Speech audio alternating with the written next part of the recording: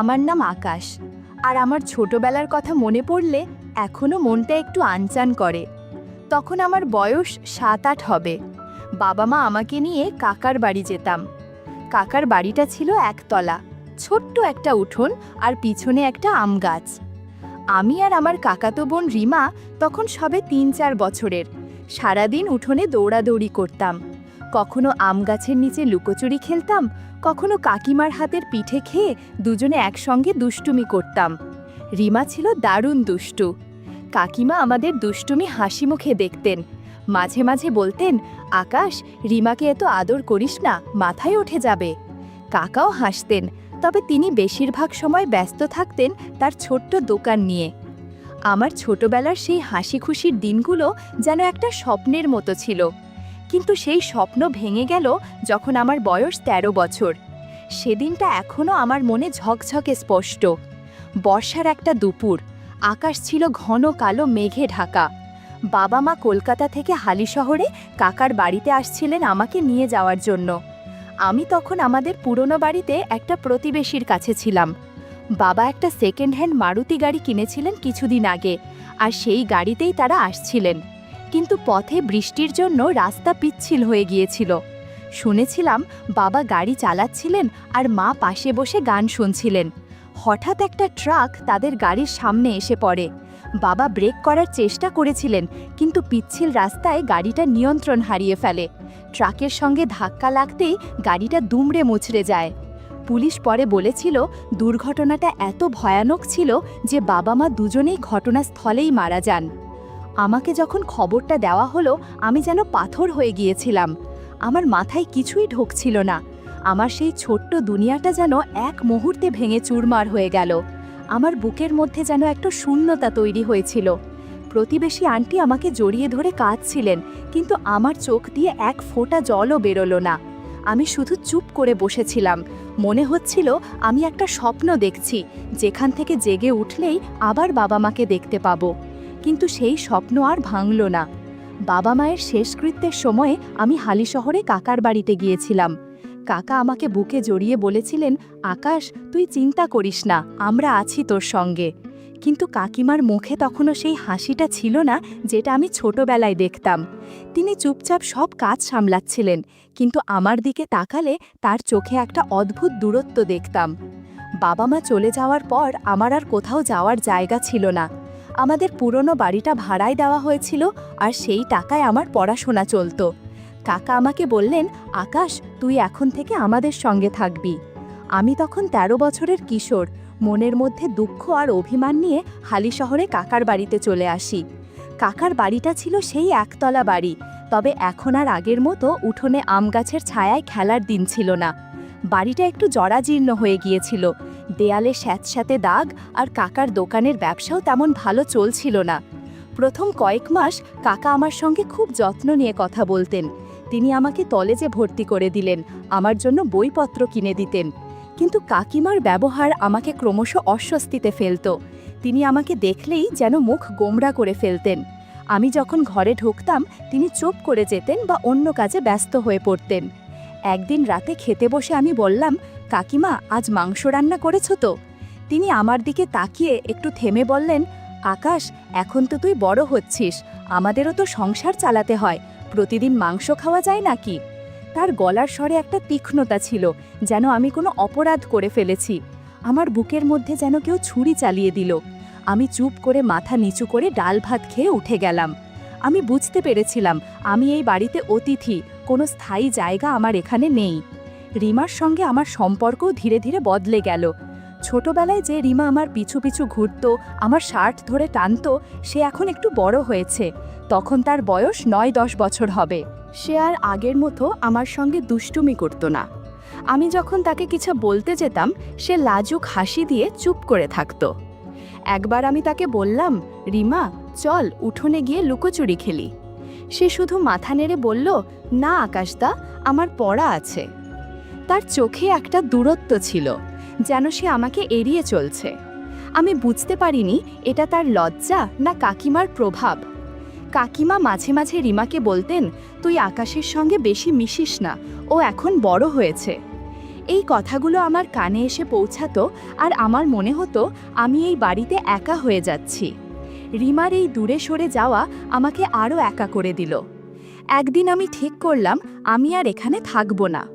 আমার পড়াশোনার জন্য বাবা মায়ের বাড়ির ভাড়ার টাকা আসতো, আর আমি একটা ছোট্ট চাকরির জন্য আবেদন করেছিলাম। কলেজ শেষ হওয়ার পর আমি কলকাতায় চলে আসার সিদ্ধান্ত নিলাম। কাকাকে বললাম, কাকা, আমি এখন নিজের পায়ে দাঁড়াতে চাই। কাকা একটু দুঃখ পেলেন, কিন্তু বললেন, ঠিক আছে আকাশ, তুই যা ভালো বুঝিস। কাকিমা কিছু বললেন না, শুধু মাথা নাড়লেন। আমি বুঝলাম তিনি হয়তো খুশিই হয়েছেন যে আমি চলে যাচ্ছি। রিমা আমার দিকে তাকিয়েছিল, তার চোখে একটা কথা ছিল, কিন্তু সে মুখে কিছু বলল না। আমি আমার ব্যাগ গুছিয়ে অজানার উদ্দেশ্যে রওনা দিলাম, আর পিছনে ফেলে এলাম সেই বাড়ি যেখানে আমার ছোটবেলার স্মৃতি ছিল। শহরে পা রাখার প্রথম দিনগুলো ছিল যেন একটা দুঃস্বপ্ন। আমার কাছে থাকার জায়গা ছিল না। প্রথম রাতটা আমি শহরের একটা বাসস্ট্যান্ডের বেঞ্চে কাটিয়েছিলাম। রাতের ঠান্ডা বাতাস আমার শরীরে কাঁপুনি ধরিয়ে দিচ্ছিল, আর পাশ দিয়ে বাসের হর্ন আর মানুষের হাত ডাক আমার মাথায় হাতুড়ি পিটছিল। আমার পকেটে কিছু টাকা ছিল, তাই দিনের বেলা একটা পুরনো পানবিড়ির দোকানে গিয়ে চা আর দুটো পাউরুটি খেয়ে পেট ভরালাম। কিন্তু রাত হলেই আমার বুকের মধ্যে ভয় ঢুকে যেত। কোথায় ঘুমোবো, কিভাবে বাঁচব? আমার মাথায় বাবা মায়ের সেই দুর্ঘটনার দৃশ্য ভেসে উঠত, আর আমি নিজেকে বোঝাতাম, আকাশ, তুই একা নোস, তুই পারবি। কয়েকদিন পর আমি শহরের একটা বস্তিতে আশ্রয় পেলাম। একটা ছোট্ট টিনের চালের ঘর, যেখানে আরও ৬-৭ জন মানুষের সঙ্গে আমাকে থাকতে হতো। ঘরটা ছিল অন্ধকার, দেয়ালে স্যাঁতসেঁতে দাগ, মেঝেতে শুধু একটা পাতলা প্লাস্টিক পাতা। গরমে ঘরের ভিতরটা যেন উনুন, আর বর্ষায় টিনের চাল দিয়ে টপ টপ করে জল পড়ত। ঘরের এক কোণে একটা ভাঙা ল্যাট্রিন, যেখানে গিয়ে মুখে কাপড় চাপা দিয়ে কোনো মতে প্রয়োজন মেটাতে হতো। বস্তির গন্ধটা ছিল অসহ্য। নোংরা ড্রেনের দুর্গন্ধ, পচা খাবারের গন্ধ, আর মানুষের ঘাম মেশানো একটা ভ্যাপসা আবহাওয়া। রাতে ঘুমোতে গেলে পাশের লোকের শ্বাসের শব্দ, কারোর গোঙানি আর বাইরে কুকুরের ডাক আমাকে জাগিয়ে রাখত। আমার মনে হতো আমি যেন কোনো জেলখানায় বন্দী। কয়েক মাস পর আমি একটা নির্মাণ সাইটে কাজ পেলাম। সেখানে ইট বহন, সিমেন্ট মেশানো আর ভারী জিনিস তুলতে হতো। সকাল থেকে সন্ধ্যা পর্যন্ত আমার হাতে ইটের ধুলো, কাঁধে ব্যথা আর পিঠে সিমেন্টের বস্তার চাপ। আমার হাতে কড়া পড়ে গিয়েছিল, আঙুলগুলো ফেটে রক্ত জমত। কিন্তু আমি থামিনি। সাইটের অন্য শ্রমিকদের সঙ্গে আমি মিশতে চেষ্টা করতাম। তাদের মধ্যে ছিল রমেশ, একজন মাঝবয়সী শ্রমিক যে সারাদিন কাজের ফাঁকে গান গাইত আর রাতে মদ খেয়ে চিৎকার করত। আরেকজন ছিল শ্যামল, যে তার গ্রামের বউয়ের কথা বলতে বলতে কাঁদত। আমি তাদের সঙ্গে হাসতাম, কিন্তু মনের মধ্যে একটা শূন্যতা ছিল। আমার কেউ ছিল না, কেউ আমার জন্য অপেক্ষা করত না। নির্মাণ সাইটে আমার পরিচয় হলো মিনার সঙ্গে। মিনা ছিল সেখানে খাবার বানানোর কাজের মহিলা। তার শ্যামলা শরীর, ঘামে ভেজা শাড়ি আর তার হাসি আমার মনে একটা অদ্ভুত টান তৈরি করত। তার বয়স ৩০-এর কাছাকাছি। আমার চোখ বারবার সেদিকে চলে যেত। সে মাঝে মাঝে আমার দিকে তাকিয়ে হাসত, বলতো, আকাশ, তুই এত কষ্ট করিস কেন, একটু হাসিস না? তার কথায় আমার মনে একটা উষ্ণতা জাগত, যেন এই শহরে আমার জন্য কেউ একটু মায়া দেখাচ্ছে। আমি তার দিকে তাকালে কেমন একটা টান অনুভব করতাম, কিন্তু আমি নিজেকে সামলাতাম। বস্তির জীবন আমাকে ভিতর থেকে ভেঙে দিচ্ছিল। টিনের চালের ঘরে গরমে আমার শরীর ঘামে ভিজে যেত, আর বর্ষায় ছাদ দিয়ে জল পড়ত।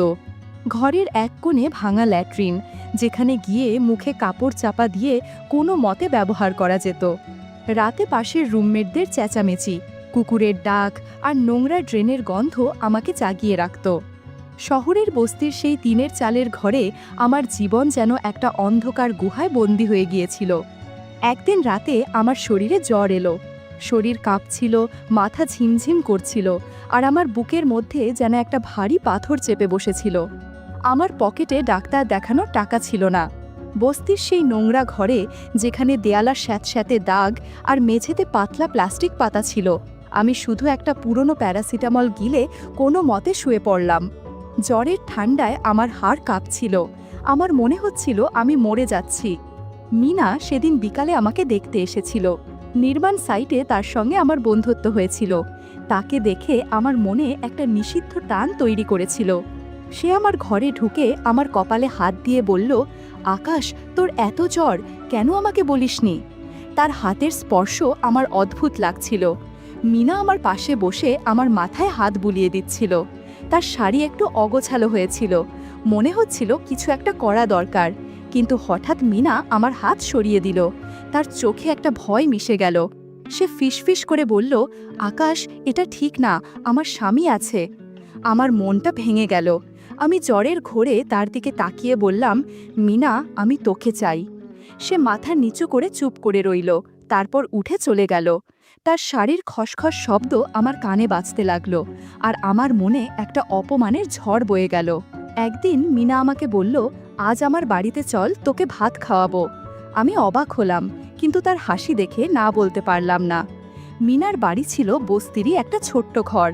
ঘরটা ছিল ছোট্ট, ভাঙাচোরা, দেয়ালে স্যাঁতস্যাঁতে দাগ, মেঝেতে একটা পুরনো প্লাস্টিক পাতা। ঘরের মধ্যে ঘাম, রান্নার গন্ধ আর বাইরের নোংরা ড্রেনের দুর্গন্ধ মিশে একটা ভ্যাপসা আবহাওয়া তৈরি হয়েছিল। মিনা আমাকে একটা ভাঙা চেয়ারে বসিয়ে নিজের হাতে ভাত, ডাল আর একটু মাছের ঝোল বানিয়েছিল। ঘরে প্রচণ্ড গরম থাকায় মিনা অনেক ঘেমেছিল, যার ফলে অনেক অদেখা জিনিস দেখা যাচ্ছিল। আমার চোখ বারবার সেদিকে চলে যাচ্ছিল।